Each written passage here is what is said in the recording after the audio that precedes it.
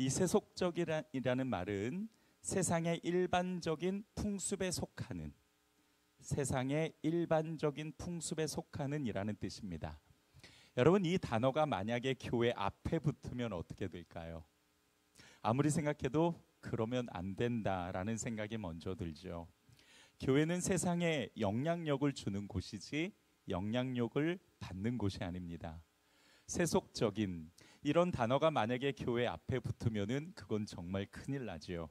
하지만 안타까운 건 요즘 세상이 교회를 더 걱정하는 시대가 되기는 했습니다. 기독교 역사에서 가장 어두웠던 때가 언제일까요? 정부의 탄압으로 교회가 힘을 잃고 여기저기 흩어졌을 때였을까요? 아니면 성도들이 믿음을 지키기 위해 순교하며 힘없이 죽어갔던 그때가 교회 역사에서 가장 어두웠던 때였을까요? 그렇지 않아요. 교회 역사에서 가장 어두웠던 때는 교회가 권력과 손을 잡고 막강한 힘으로 정치력을 발휘하던 바로 중세시대였습니다.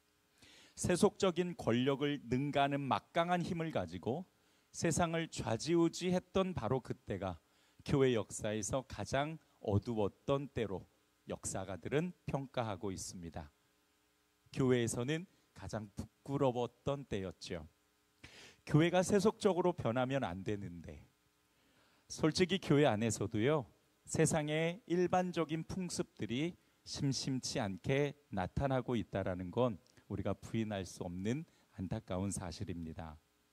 예를 들어서 우리 교회야 워낙 규모가 작아 정치적인 이슈로부터 좀 자유롭지만 대형교회 목사님들은 그럴 수가 없어요. 정치는 사람이 곧 힘이기 때문에 많은 사람이 있는 대형교회 목사님들은 이 정치적인 유혹을 받지 않을 수가 없습니다. 아시다시피 정치는 권력과 명예와도 깊은 연관성을 가지고 있잖아요. 그러니 쉽게 뿌리칠 수 없는 유혹이기도 합니다. 물론 신앙은 행동하는 것이기 때문에 세상을 변화시키기 위해서는 정치와 경제를 그냥 간과할 수는 없는 일이죠. 하지만 좀 더 신중할 필요가 있습니다. 왜냐하면 예수님은 정치적인 세력을 모아 권력을 손에 쥔 적이 없으셨기 때문이죠. 충분히 그렇게 하실 수 있었지만 그렇게 하지 않으셨습니다. 오히려 사람들은 정치적이지 않은 예수님께 실망하고 곁을 떠날 정도였으니까요. 예수님은 정치와 권력을 가지고 세상을 변화시킨 게 아니라 오직 복음과 말씀과 하나님 나라와 통치로 변화시키신 줄 믿으시기 바랍니다. 어떤 사람은 특별히 정치적인 사명이 있어서 그 정치에 뛰어들어 세상을 변화시켜 나가야 되지만 모든 사람이 다 그럴 필요는 없다는 거예요. 우리는 우리가 해야 될 일을 하면 됩니다. 각자 주어진 은사대로, 각자 주어진 사명대로 하나님께서 주신 마음으로 우리가 해야 될 일을 하면 되는 거예요. 각자 주어진 은사대로, 사명대로 열심히 최선을 다하는 것이, 최선을 다해 세상을 살아가는 것이, 그게 바로 세상을 변화시키는 그리스도인이 되는 겁니다. 어마어마한 큰 영향력을 가지고 세상을 변화시키는 게 아니라 오늘 내가 할 수 있는 일을 해서 세상을 변화시켜 나가는 거죠. 아직 예수님을 믿지 않는 가족에게 내가 예수님이 되어주고요. 여전히 세상의 사각지대에서 고통받고 있는 사람들에게 한마디 격려와 응원을 보내며 도와주는 것. 하나님이 만드신 세상을 좋은 세상으로 만들어가기 위해서 내가 한 번 더 신경 써서 분리수거하는 것. 내게 맡겨주신 자녀에게 너를 향한 하나님의 계획과 사랑이 정말 놀라워 라고 이야기하면서 하나님을 만나는 그 하나님 가운데 들어가는 그 하나님의 은혜 가운데 살아가는 게 얼마나 즐겁고 기쁜 일인가를 이야기해 주는 것. 이런 것들이 우리에게 도전되어져서 조금씩 세상을 변화시켜 가게 되는 것이죠. 중요한 건 교회가 세속적으로 변해가면 안 된다라는 겁니다. 오늘 본문에서 다루는 내용도 주제도 바로 이겁니다. 오늘 본문을 보면 싸움, 다툼이라는 단어가 여러 번 등장하는데 초대교회에서도요, 자리 때문에 다투고 싸웠던 일이 있었던 거예요.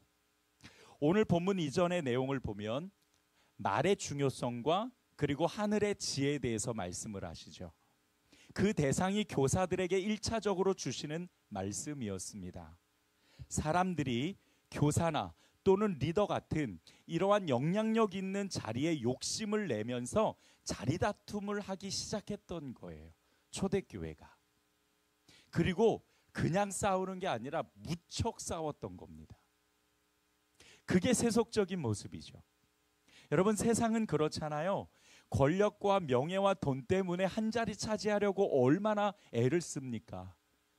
온갖 권모술수로 악귀다툼을 하잖아요. 남을 짓누르고 또 짓밟더라도 나만 성공하면 되는 곳이 세상입니다. 그런데 그런 세상의 풍습들, 이런 세속적인 모습들이 초대교회 안에서도 있었다라는 거예요. 교회도 사람들이 모이는 곳이니까 세속적인 모습이 아예 없을 수는 없어요. 그러나 그것이 교회의 불화를 만들어낼 정도로 심각한 문제가 된다면 이건 하나님이 기뻐하시는 교회가 아닌 거죠. 어느 교회든지 세상의 문화로부터 완전히 자유로울 수는 없습니다. 여러분은 우리도 세상의 풍습 안에서 풍습을 경험하며 세상에서 살고 있는 세상 사람이에요. 우리는 뭐 세상에서 멀리 떨어져 있어요? 어디 산에서 살다 오셨어요? 그런 분 한 분도 안 계세요. 여전히 우리도 세속적인 세상을 맞닥뜨리며 그 세상의 도전을 받으면서 살아가고 있는 그리스도인들이에요. 하지만 우리는 세상의 것을 가져다가 하나님의 것으로 바꿔야 되는 사람들이죠. 비진리를 가져다가 진리로 바꾸고 죄와 악을 가져다가 선으로 바꾸고 세상의 지식을 가져다가 복음과 바꾸는 사람이 되어야 될 줄 믿습니다. 진리를 비진리로 바꾸고 선을 죄와 바꾸고 복음을 세상의 지식과 바꾸는 것은 세속적인 교회의 모습이 되는 겁니다. 우리 그런 교회가 되지 말고요, 오직 복음의 가치를 알고 복음을 사랑할 수 있는 복음적인 교회가 될 수 있기를 다시 한번 주님의 이름으로 축복합니다. 자, 우리 이런 도전을 가지고 우리 옆에 계신 분에게 함께 격려합시다. 우리 복음을 사랑하는 교회가 됩시다. 함께 잠시 격려해 주셨으면 좋겠습니다. 복음을 사랑하는 교회가 됩시다. 자, 그런데 한 가지 더 우리가 생각해 봐야 될 부분이 있어요. 왜 초대교회에 이런 문제가 발생할 수밖에 없었을까라는 근본적 질문입니다. 도대체 교회가 자리다툼을 할 정도로 세속적인 모습을 띠게 된 근본적 원인이 무엇이었을까? 우리가 그것을 들여다봐야죠. 그래야 우리도 경계하고 조심할 수 있으니까요. 자, 오늘 본문을 다시 한번 읽어볼게요. 자, 1절로부터 3절을 차근차근 한번 읽어보시면서 그 근본적인 문제가 어디에 있었는지 한번 좀 살펴봐 주세요. 함께 읽습니다. 시작. 너희 중에 싸움이 어디로부터 다툼이 어디로부터 나느냐? 너희 지체 중에서 싸우는 정욕으로부터 나는 것이 아니냐? 너희는 욕심을 내어도 얻지 못하여 살인하며 시기하여도 능히 취하지 못함으로 다투고 싸우는도다. 너희가 얻지 못함은 구하지 아니하기 때문이요 구하여도 받지 못함은 정욕으로 쓰려고 잘못 구하기 때문이라. 아멘. 자, 1절에서 나오죠. 자리 싸움이 어디서부터 시작된 거예요? 정욕으로부터 시작됐습니다. 이 정욕으로부터 시작됐다라는 것은 뭐냐면 인간의 본능적 욕심을 이야기하는 거예요. 그러니까 문제는 뭐냐면 욕심 때문이었어요. 자, 그렇다면 교회가 조심해야 될 것도 욕심일까? 그럴 수도 있는데 우리가 좀 더 들여다봐야 됩니다. 문제의 근본이 그 정욕의 욕심과 더불어서 또 다른 것을 이야기해주고 있어요. 자, 여러분 생각해 보세요. 직분이나 사명은 누가 주시는 거예요? 네, 다 알면서 대답을 안 하고 그러세요. 자, 다시 한번. 직분과 사명은 누가 주시는 거예요? 맞아요. 하나님이 주시는 거예요. 송 목사가요, 저는 그저 대리일 뿐이죠. 하나님이 주시는 거예요. 위에서 내려오는 겁니다. 그런데 왜 초대교회는 이 직분과 사명을 욕심을 냈을까요? 그것도 매우 육적인 본능을 가지고 말이죠. 하나님이 주시는 직분이나 사명은 아무리 생각해봐도 욕심을 부린다고 해서 이게 얻을 수 있는 게 아니거든요. 그러니까 사도 야고보가 어떻게 말하는가 하면 2절로부터 3절에 너희가 얻지 못하는 것은 구하지 않기 때문이요 구해도 받지 못하는 건 정욕으로 쓰려고 잘못 구하기 때문이다. 이 초대교회는 직분이나 사명을요 자신의 정욕을 위해서 쓰려고 그거를 구했다라는 거예요. 다시 말해 직분과 사명은 하나님이 주시는 것이기 때문에 이게 욕심 부린다고 되는 게 아닌데, 다투거나 싸워서 얻을 수 있는 게 아닌데 그렇게 얻으려고 했던 거고, 그 원인이 결국 뭐냐면 자신의 명예와 권력을 위해서. 자, 다시 말하면 하나님이 주시는 은사와 사명을 자기 명예와 이름값을 위해서 사용하려고 했다라는 거죠. 그래서 하나님이 주시지 않는다라는 거예요. 구해도. 그러면서 또 오늘 이 3절은 기도에 관한 말씀으로 주제를 넓히기도 합니다. 정욕으로 구하면 얻지 못하는 게 어디 사명뿐이겠습니까? 정욕으로 구하면 얻지 못하는 건 전부 다 해당됩니다.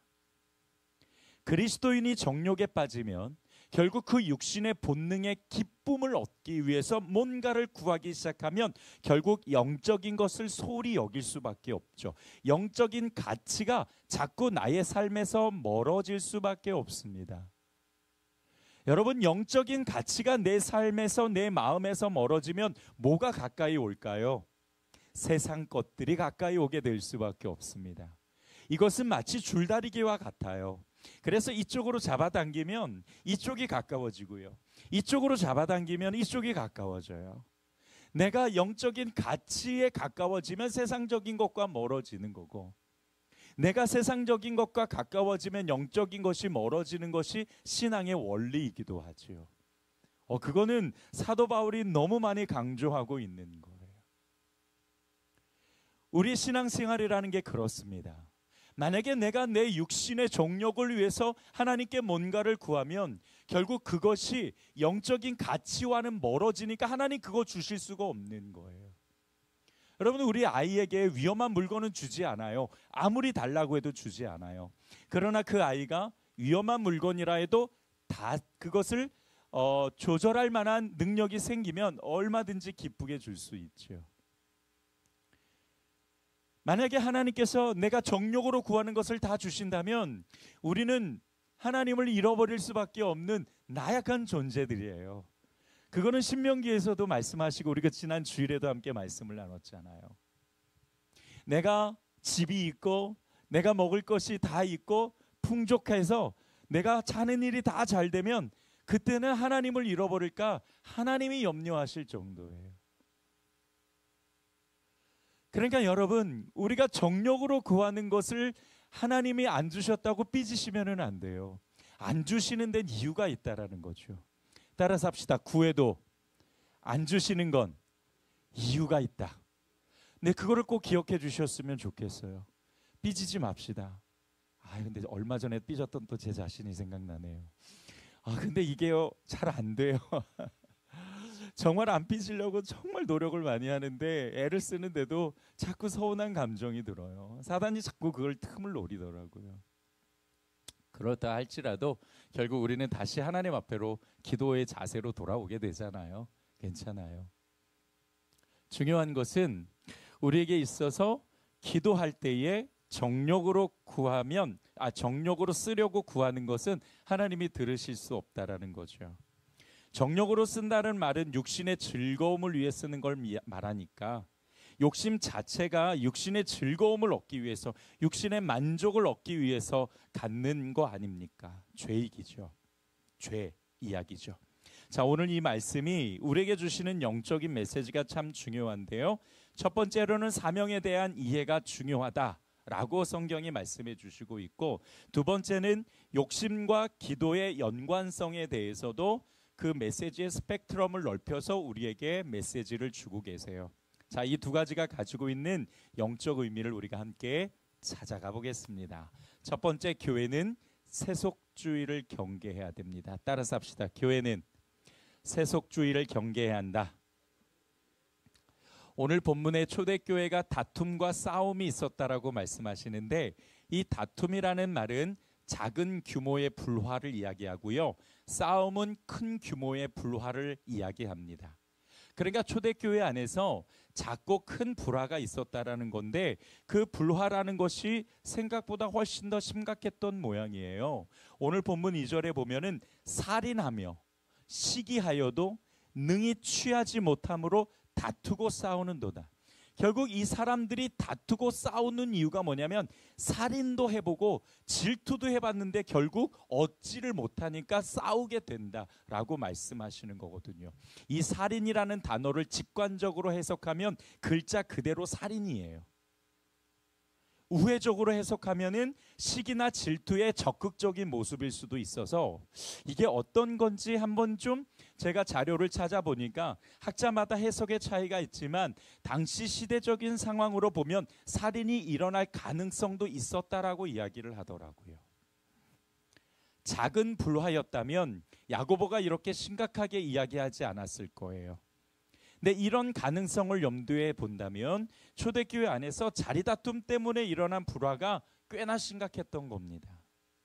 아까 말씀드렸듯이 이들이 사명에 대한 욕심을 부렸던 건 사명에 대한 정확한 이해가 없었기 때문입니다. 사명에 대한 명확한 이해가 없었다라는 것은 그들 가운데 복음과 진리가 바르게 세워져 있지 않았기 때문이었던 거지요. 복음이 힘을 잃으니까요, 결국 진리가 있어야 될 자리에 세속적인 것이 차지를 하는 겁니다. 그 세속적인 것이 뭐예요? 욕심, 정욕이었던 거예요. 그러니까 교회가 복음을 향해서 집중하지 않으면 결국 세속주의를 불러오는 것과 같은 것이죠. 더 나아가서 우리 성도들의 신앙도 마찬가지예요. 복음과 진리가 내 안에 채워져 있으면 그건 하나님으로 채워져 있는 거죠. 그러면 세상 것으로 채워질 공간이 없죠. 세상 게 나쁘다라는 게 아니라 세상 것으로만 채워지면 그만큼 복음과 진리가 내 안에서 영향력을 잃어버려서 영적인 가치가 자꾸 멀어지게 된다라는 것이 문제입니다. 자, 오늘 본문에서는 사실 직분이나 또는 사명에 관한 구체적인 말씀은 없어요. 사명이 어떤 건지, 그들이 그렇게 다투고 시기하면서까지 얻으려고 했던 그 사명이 무엇인지 자세히 이야기해 주지는 않지만, 그러나 우리가 또 이거를 그냥 쑥 하고 넘어가면은 안 될 것 같아요. 그래서 제가 한 구절만 뽑아봤어요. 하나님이 주신 사명, 이 하나님이 주신 직분이 어떻게 주셨고 또 우리에게 어떻게 느껴져야 되는지 우리 고린도전서 12장 10절로부터 11절을 한번 보겠습니다. 자, 여러분 성경을 한번 좀 찾아봐 주실까요? 조금만 앞으로 넘겨주시면 좋을 것 같아요. 마태복음 있는 쪽으로 고린도전서 12장 10절로부터 11절. 찾기 좀 어려우신 분은 자막을 보시면 될 것 같고요.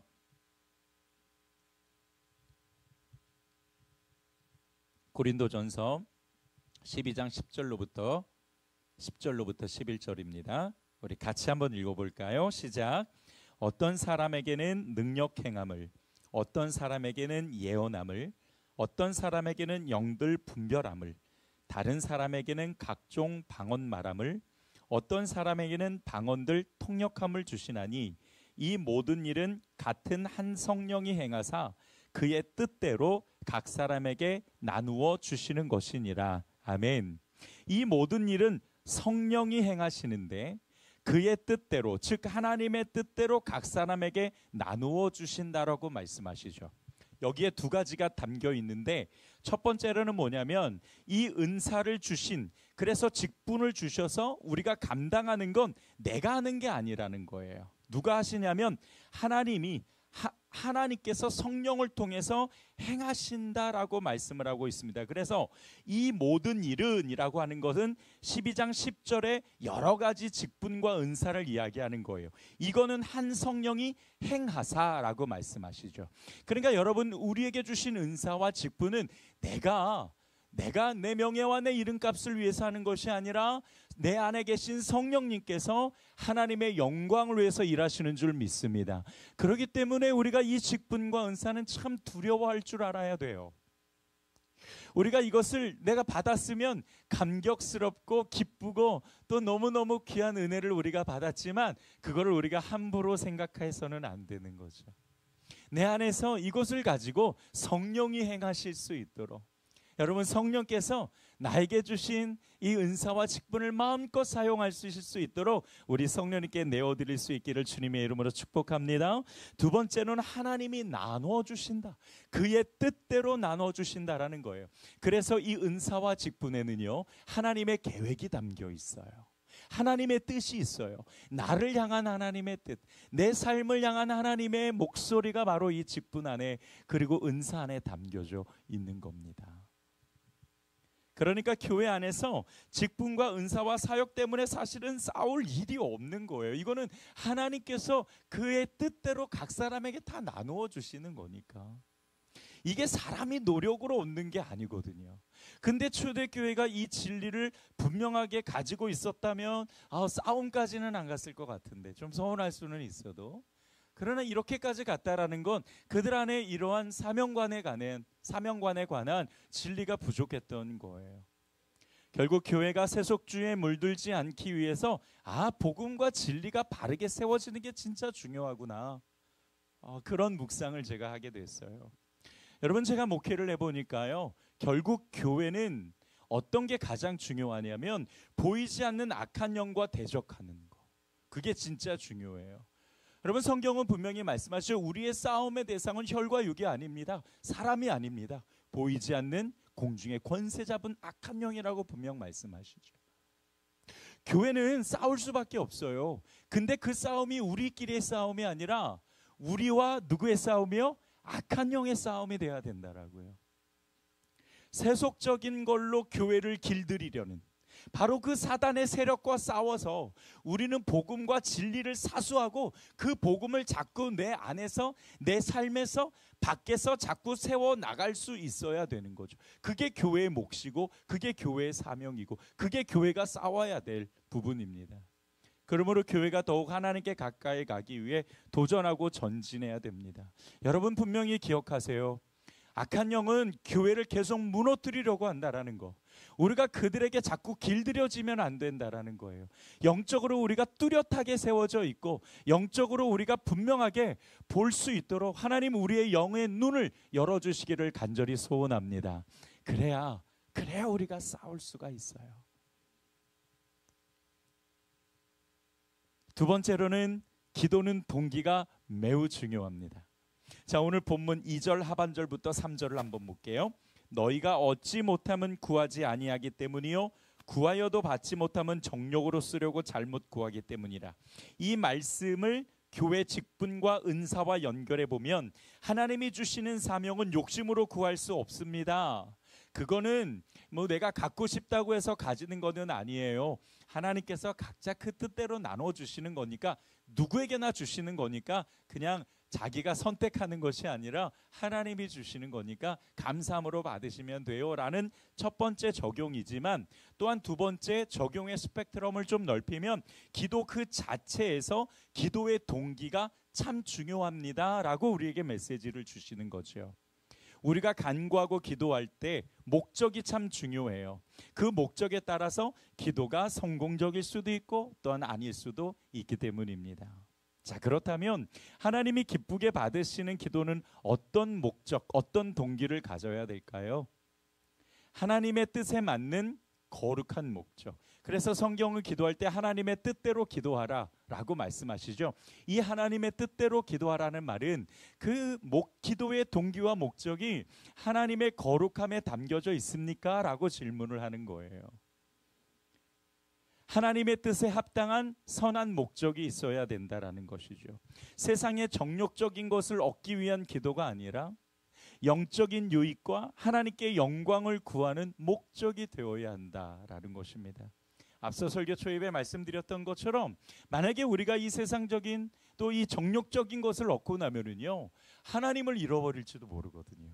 우리는 다 연약한 존재이기 때문에. 그래서 이것을 내가 가져서는 안 된다라고 하나님이 판단하시면 그것을 주시지 않는 거예요. 주시지 않는 것도 응답이고요. 딜레이 하시는 것도 응답이고, 거절하시는 것도 역시 응답이고, 주시는 것도 응답이죠. 그 어떤 것이든지 우리가 하나님께서 나의 기도를 반드시 들으시고 응답하신다라는 믿음은 꼭 필요해요. 그런데 그 기도에 대한 응답이 그 즉시에서 알 수도 있지만 기도의 대부분은 그 즉시 알 수 없어요. 좀 지나봐야 하나님이 이렇게 응답하신 거구나 라는 걸 알 수 있는 거죠. 어떤 한 학생이 정말 열심히 기도했어요. 그런데 원하는 대학에서 떨어졌어요. 너무 속상해서 목사님을 찾아왔어요. 목사님, 내가 정말 기도 열심히 했는데, 그리고 하나님께서 정말 나에게 되게 큰 은혜를 주셨다라는 것을 알아서 내가 감사함으로 구했는데요. 근데 대학에 떨어졌어요. 이거 어떻게 된 거예요? 이렇게 물어봤어요. 목사님이 뭐라 그랬냐면, 그게 응답이야. 네가 기도하지 않았으면 그게 응답이라는 걸 몰랐을 텐데 기도했기 때문에 그게 응답이라고 네가 느끼고 알게 된 거야. 맞아요. 하나님의 응답은 우리에게 다양하게 나올 수 있어요. 원래 기도 자체가요, 하나님께서 주실 그 응답이 무엇이든 간에 그것까지 인정하는 믿음의 무릎꿇음이 포함되어져 있는 게 기도예요. 근데 우리는 자꾸 그 부분을 빼죠. 빼고 싶어 해요. 저도 마찬가지고. 이왕이면 내가 원하는 것 좀 들어주셨으면. 근데 여러분, 우리는 몰라요. 진짜 그게 나에게 도움이 되는지 안 되는지 우리는 몰라요. 왜냐하면 우리는 미래를 모르거든요. 그러니까 하나님이 더 잘 아시고 하나님이 알아서 가장 적절한 것으로 우리에게 주실 거니까 우리가 그것을 믿고 또한 구하되, 우리가 정욕적으로 구하는 것이 아니라 정말 하나님의 뜻대로 하나님의 목적에 맞게 구할 수 있는 성도들이 되기를 주님의 이름으로 축원드립니다. 그리고 거기에 대한 응답이 무엇으로 나오든 우리가 굴복하고 인정하고 감사함으로 받는 것, 여기까지가 바로 기도입니다. 만약에 하나님께서 내가 구하는 모든 걸 다 주신다면 영혼을 죽이는 일에 하나님께서 동조하시는 것일 수도 있어요. 그래서 정욕으로 구하는 기도는 안 들어주시는 거예요. 여러분, 기도에도 그래서 계획이 있어야 한다라고 이야기를 해요. 그러니까 그 계획이라는 것은 뭐냐면, 과연 내 기도가 하나님께 합당된 기도가 되는 걸까? 이 제목이 그런 걸까? 로부터 묵상해서 내가 기도했다면 그 기도에 대한 분명한 자세와 태도, 그리고 믿음의 선언을 가져야 하는 것, 그게 기도의 계획이거든요. 우리가 하나님의 말씀에 부합하고 또 하나님의 그 뜻에 합당한 기도를 할 수 있다면 역시 성공적인 기도가 될 수 있는 거다. 오늘 이 정욕으로 구하는 것은 받지 못한다라는 이 말씀으로 우리가 기도에 대한 적용점을 생각해 보았습니다. 자, 말씀을 정리할게요. 세속적인 교회가 되지 않기 위해 우리는 더욱 말씀과 복음, 그 진리가 중심이 되고 초점이 되는 교회가 되고, 또 우리 신앙도 마찬가지예요. 이렇게 잡아당기면 이게 가까이 오고요, 이렇게 잡아당기면 이게 가까이 와요. 영적인 가치가 내 안에 가까이 오고 우리의 정욕적인 것들이 멀리 가서 우리의 믿음과 신앙이 정말 다툼과 내 안에서 어지러움이 아니라 하나님의 평화와 그 그리스도의 자유와 그리고 성령께서 우리에게 주시는 그 진리의 영으로 말미암아 우리가 또 하나님 앞에 가까이 가는 귀한 성도들이 될 수 있기를 주님의 이름으로 축복합니다. 기도하겠습니다. 좋으신 하나님, 오늘 우리가 말씀을 통해서 세속적인 교회 또 세속적인 신앙에 대해서 함께 말씀을 나눴습니다. 우리에게 있어서 정말 무엇이 더 중요한가 우리가 다시 한번 생각하고 묵상하면서 오늘 말씀을 통해서 주시는 하나님의 음성과 메시지를 우리가 분명하게 듣고 받아서 오늘 이 말씀으로 우리가 도전되어지고 또 우리가 어떻게 하나님의 그 거룩함과 또 하나님의 그 진리에 초점을 맞춰서 나아갈 수 있는가 우리가 한 번 더 고민하면서 우리 교회가 하나님의 말씀과 복음으로 바르게 세워지는 교회가 될 수 있도록 성령께서 은혜 베풀어 주시옵소서. 감사드리고 예수님의 이름으로 축복하오며 기도드렸습니다.